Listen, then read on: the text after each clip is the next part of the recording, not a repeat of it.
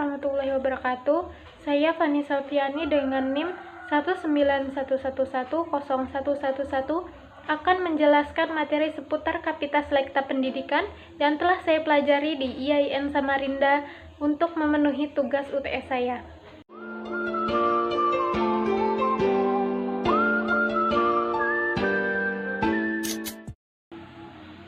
Apa sih Kapita Selekta Pendidikan itu? Nah, jadi Kapita Selekta Pendidikan itu berasal dari dua susunan kata, yaitu Kapita Selekta dan pendidikan. Nah, Kapita Selekta sering diartikan sebagai bunga rampai, sedangkan pendidikan diartikan sebagai pengubahan sikap dan tingkah laku seseorang atau sekelompok dalam usaha mendewasakan manusia melalui upaya pengajaran dan latihan-latihan. Jadi, bisa kita simpulkan bahwa Kapita Selekta Pendidikan itu adalah kumpulan atau bunga rampai dari masalah-masalah pendidikan yang dianggap penting untuk dikaji, untuk memahami masalah-masalah pendidikan dan memperoleh gagasan-gagasan untuk memperbaiki masalah-masalah tersebut. Berbagai masalah pendidikan dapat ditelusuri berdasarkan perbedaan-perbedaan yang terjadi antar teori, aturan-aturan, kebijakan pemerintah dengan fakta sebenarnya yang terjadi dalam dunia pendidikan itu sendiri.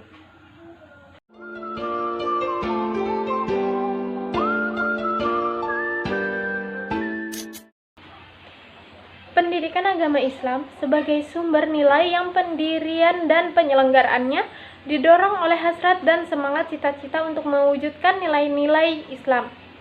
Selain itu, pendidikan agama Islam juga sebagai suatu bidang studi. Sistem pendidikan agama Islam di Indonesia adalah lebih menekankan kepada aspek keimanan dan keyakinan dalam beragama.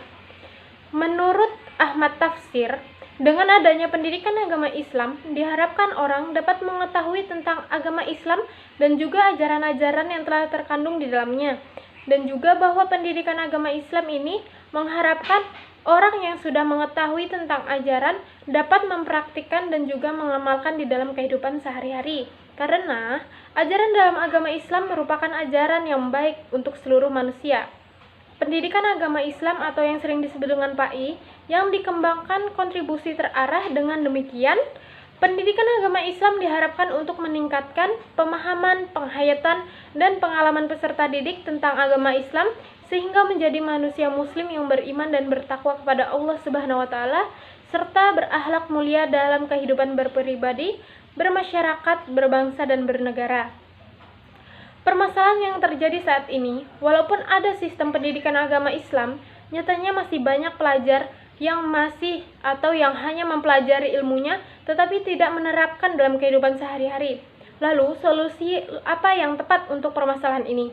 Nah, jadi ada beberapa hal yang mempengaruhi sistem tersebut atau mempengaruhi siswa tersebut. Di antaranya yaitu anak yang berpikir yang penting belajar aja, gitu tanpa peduli sebaiknya diterapkan dalam kehidupan atau enggak. Dan di sini tugas guru dan orang tua untuk terus mendidik dan menuntut siswa atau anak ini akan memahami ilmu yang telah ia pelajari sehingga sistem pendidikan agama Islam dapat berjalan dengan semestinya.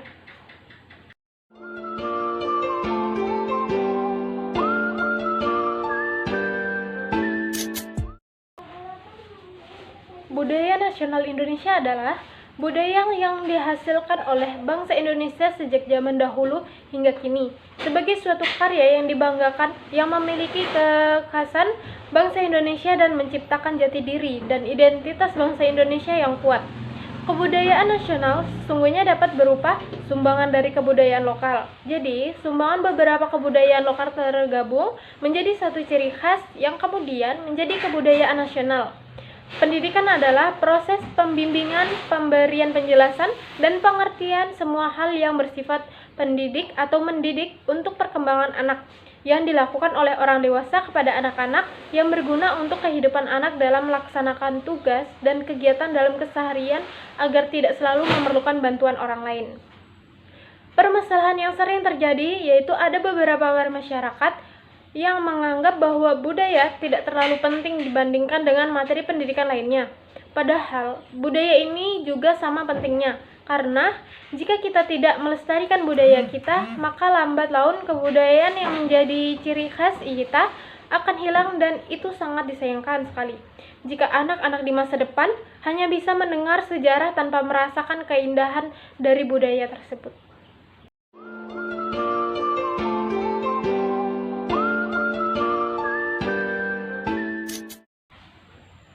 Menurut Imam Al-Ghazali, pendidikan Islam ialah upaya dalam transformasi nilai-nilai yang sesuai dengan ajaran Islam dengan meletakkan Al-Quran dan As-Sunnah sebagai acuan yang utama dan sarana untuk mendekatkan diri kepada Allah Subhanahu wa Ta'ala. Keragaman budaya dan perubahan kebudayaan, masyarakat di Indonesia memiliki banyak keberagaman suku, budaya, ras, dan kesetaraan derajat dalam kebudayaan. Namun, yang perlu diketahui bahwa keragaman tidak serta-merta menciptakan keunikan, keindahan, kebanggaan, dan lainnya. Terdapat masalah keanekaragaman yang perubahan budaya di antaranya itu seperti masalah konflik antar etnis, masalah konflik antar agama, masalah konflik antar mayoritas dengan minoritas, masalah konflik antara masyarakat pribumi dan non-pribumi, serta perlakuan diskriminatif. Sebaiknya kita sebagai masyarakat tidak sepantasnya merendahkan atau menghakimi atau mendiskriminasi suatu kelompok atau etnis tertentu, karena pada dasarnya kita semua di mata Allah Subhanahu wa Ta'ala dan sebagai sesama makhluk hidup harus saling melindungi dan menyayangi.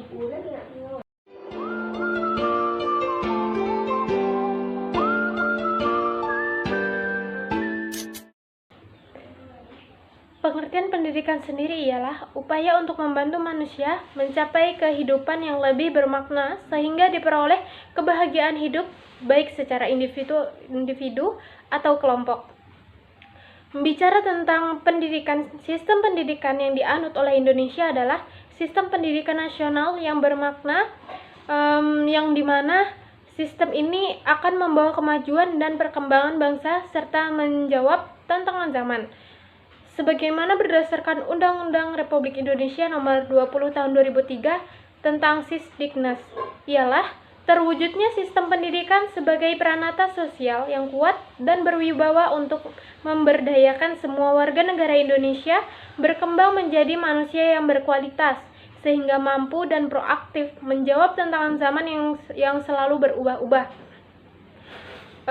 Di dalam pasal 1 Undang-Undang Sisdiknas Nomor 20 Tahun 2003 disebutkan bahwa sistem pendidikan nasional ialah keseluruhan komponen pendidikan yang saling terkait antara satu dengan yang lain untuk mencapai tujuan pendidikan nasional.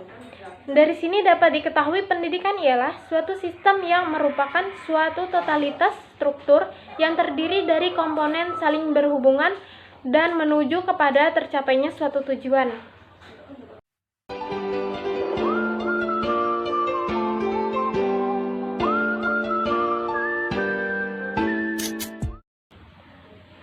Pendidikan Islam pada sekolah di Indonesia terbagi menjadi dua, yaitu pendidikan Islam pada sekolah umum dan pendidikan Islam pada sekolah madrasah. Nah, pendidikan Islam pada sekolah umum, banyak usaha yang dilakukan oleh para ilmuwan dan ulama karena memperhatikan pelaksanaan pendidikan agama di lembaga-lembaga pendidikan formal kita. Misalnya dalam forum-forum seminar, lokakarya, dan berbagai forum pertemuan ilmiah lainnya.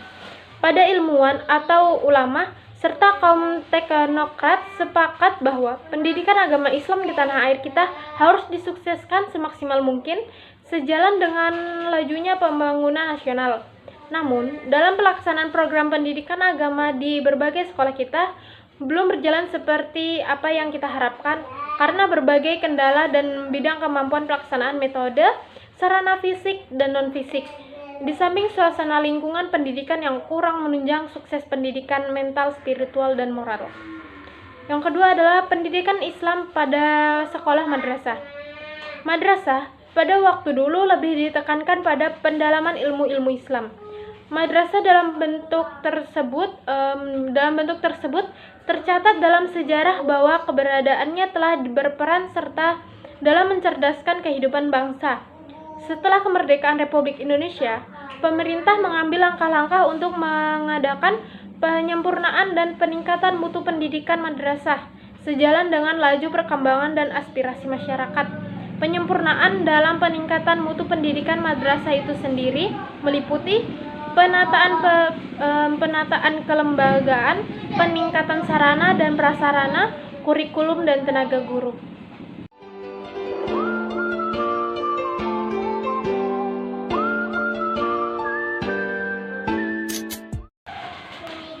Pendidikan prasekolah adalah pendidikan untuk membantu pertumbuhan dan perkembangan jasmani dan rohani anak didik di luar lingkungan keluarga sebelum memasuki pendidikan dasar yang diselenggarakan di jalur pendidikan sekolah atau di jalur pendidikan luar sekolah.